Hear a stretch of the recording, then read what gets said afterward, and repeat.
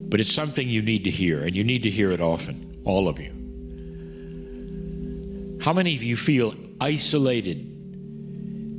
Isolated perhaps in a way that is beyond that which simply is a human in your body, in your civilization, in your society. How many of you feel isolated perhaps from everything that's happening? I want to give you some perspective. That isolation is a result, dear ones, from what you've been told.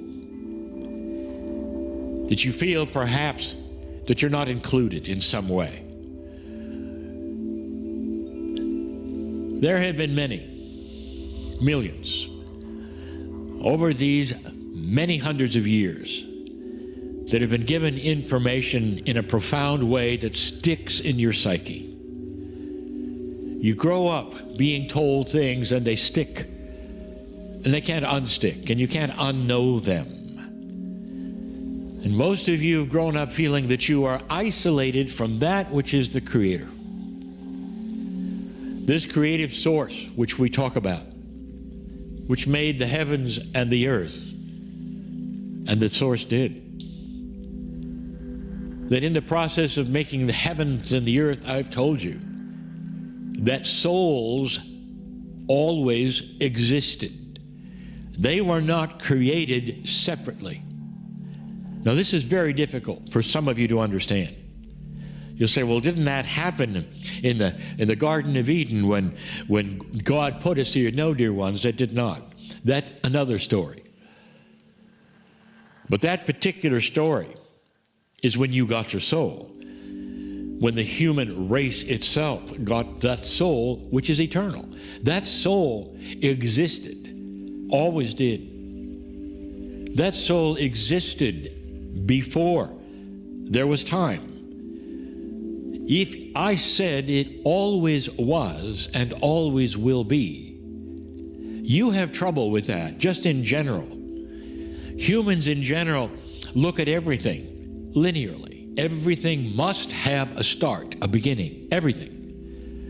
And everything that you look at is as simple as a piece of string. It has a beginning and an end. It has to. And the string has a length. It has to. That's the 3D of you. But if we say to you, in a multidimensional world, when you speak of the things of God, that there is no beginning, how does that make you feel? You'll say, well, I can't really get a grasp on that. You're right, you cannot. But assume that it's correct, and assume this, that this Creator who created the heavens and the earth had a situation, if you want to call it, where you were part of it. You were there at the soul level. What if souls were part of God? What if the creative source itself is a collection of souls, as well as the beauty and the power and the splendor of the creative source itself? What if it's a system of love that's always been? If you're feeling isolated or perhaps small, or you think that there's a separation between you and God, I want to put this in perspective. I'm going to give you a truth now that is beyond anything that you were ever given by any doctrine on the planet. Are you ready? When things were void and there was no universe, and God created that which was the universe, and God created that which is the galaxies and all the parts, and the incredible amount of time that it took, and when God created your sun, and then when God created your earth, in the Genesis area that you read about and you think about, what I want to tell you is you were there. All of you were there, and you watched it. You saw the majesty of it, the beauty of it. You saw the earth being molded for you. You knew that you would come into this place with a test of light and dark. You knew what you would go through. But more than that, you saw it going on all through the galaxies, all through this one. And long before this earth was ready for you, you were participating in that, many of you, in other planets, in other areas. How does that make you feel? I want to tell you how big you are. Enormous. And I don't mean your size. I mean your lineage, your history, your beauty, your splendor. Your soul is magnificent, and so are you. And so all of these things, you were there. The story of the Garden of Eden, of Adam and Eve, is a metaphor, dear ones. It's not that far off.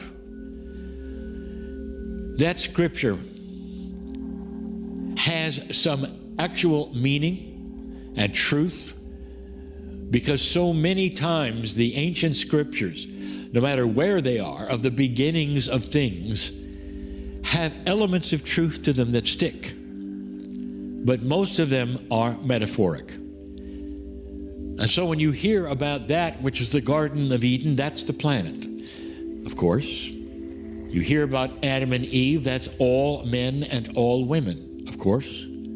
That's the metaphor.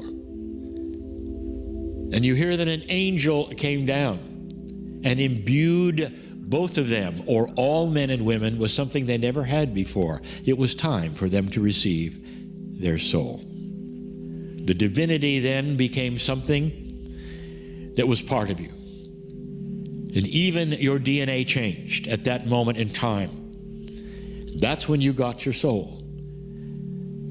You were standing in line for that one, dear ones. You were there. All of you were there. Not just a few. Not just a few that came to earth. All of you were there. Looking in, looking down, if you wish to say, watching the process until it was your turn to come into this planet at whatever time it was to come in. So many of you that I'm talking to are what I would call old souls. I'll say it again, this is a school. The more lifetimes you've had on this planet, the more experience you've had. And it's cumulative, and you remember enough of it from lifetime to lifetime that you start understanding how things work. One of the things that carries over from life to life is your spirituality. Those of you who are shamanic, who asked the right questions, who learned about the energies and all the things you talk about today, that stuck. It was inside your DNA, inside your memories, at the cave of creation. What I'm saying is, you pick it up when you come in your next lifetime, and you carry it. Your search for God is innate, it's intuitive. And those of you who did it lifetime after lifetime, you come in and do it again. That sticks. The wisdom that you've learned for certain things, that also sticks. Dear ones, we've told you some amazing differences in this new energy, especially what you carry in with you, and one of them is a new tool. That those who will come in now and those of you leaving and coming in again will never have to learn the things you've learned this lifetime in any form. It all sticks. That's new. That's a new paradigm. That's a new energy. That's what the new magnetics of your earth are about. All of that. So that you're going to have more light in the future than you've ever had on this planet. That's where this is going. But in all of these things, I tell you, you were there. You are not disconnected from any of these processes. Part of the issue and the plan, the system, you come into the planet and much is hidden. We have even given many channels about the hidden things, if you recall. And part of that is who you are. But I'm here to tell you who you are. The magnificence goes beyond anything you can imagine. I'm telling you. You saw it all. You saw it all. You are ageless. When you leave this place and go back to that soul level, you will continue forever. There is no end to your existence. There was no beginning at the soul level. And that soul level is becoming more and more available for you to touch. Over a year ago, I told my partner to create the circle of 12, the beginning of touching your soul. And that within that, there could be miraculous healing of all kinds. Healings of the fear, perhaps, that you have today, and the uncertainty, not just of your body. To have peace where there is no peace, that is a major healing, dear ones. To have joy when you haven't had joy, no reason to have joy, that's a major healing. It's not just corporeal things. It's about you realizing your profundity on the planet. You were there. You were all there. Bigger than you think, more included than you think, with guides and angels and an entourage around you everywhere you walk, waiting for you to acknowledge them or know that they're there, or be more aware and more informed about actually who you are. It is a spectacular truth, dear ones, and you were there, all of that.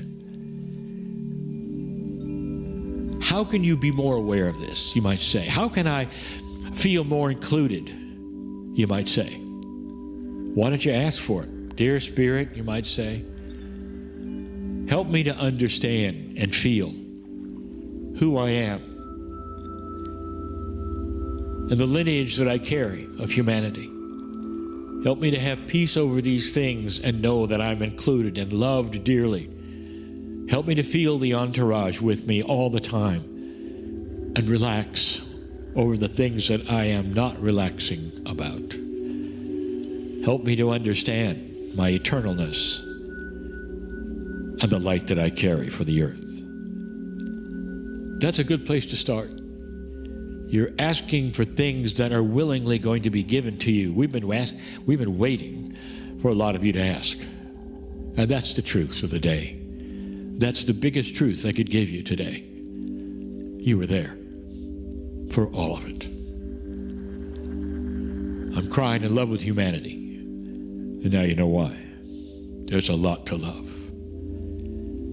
And so it is.